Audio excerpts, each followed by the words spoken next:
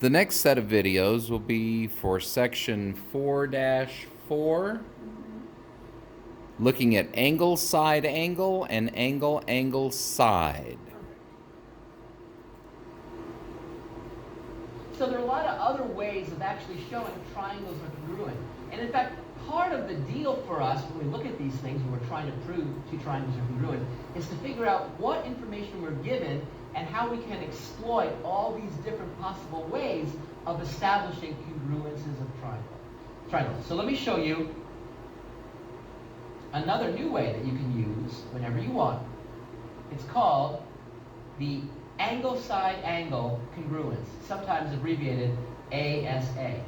And what does it say?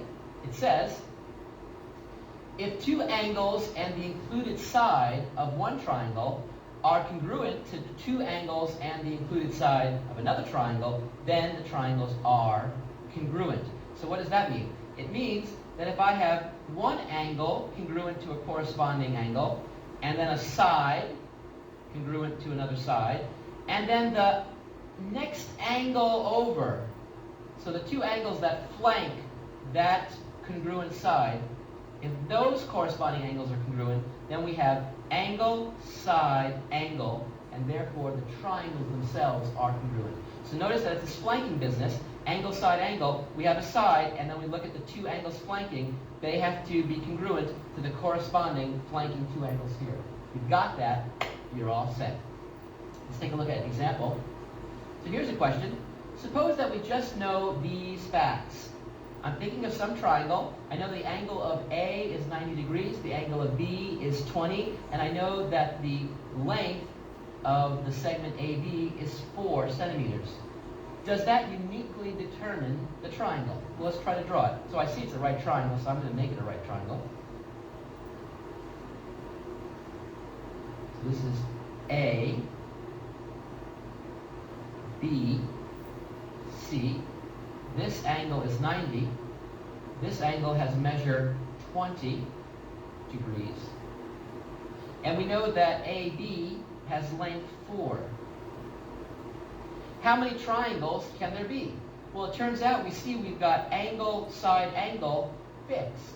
That means that there's no possible way of having another triangle that has the property that this angle is 90, this length is 4, and this angle has measured 20, and yet not be congruent to this. It's impossible. Why? Because if you had any two triangles that had 90 degrees, length 4, and 20 degrees, those would be congruent by angle, side, angle. So this information uniquely determines the triangle up to congruence relationships. So great. That is angle, side, angle.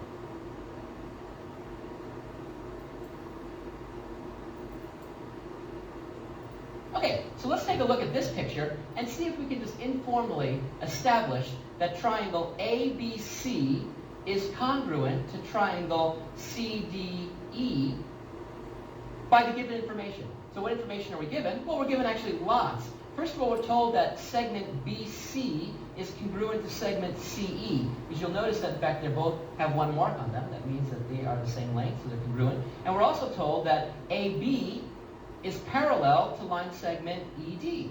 So is there any way we could show that these triangles are congruent just with that information? Well, it turns out, sure, because since these lines are parallel, and this is a transversal to these parallel lines, we know that alternate interior angles are going to be equal. So in fact, we know that this angle right here is going to be congruent to that angle right there. Those measures are the same. We also know that these angles right here are examples of vertical angles, and we know that all pairs of vertical angles are congruent. So this pair is congruent. So what do I have? I have angle, side, angle, congruent to the corresponding parts, angle, side, angle.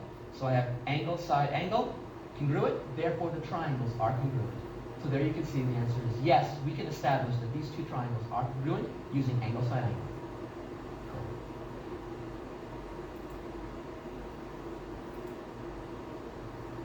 You know, another great way of proving two triangles are congruent is the ever popular angle, angle, side.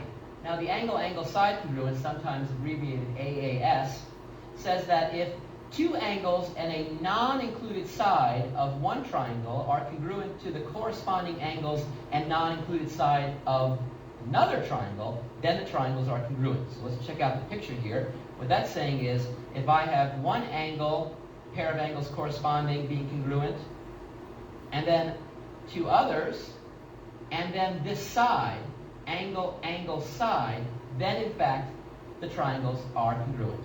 Angle, angle, side. See how I go around and read it off? Angle, angle, side, congruent to angle, angle, side. Therefore, there's a new method we can use to prove two triangles are congruent, which is especially handy when we know something about two angles and then the side that follows. Let's take a look at some examples.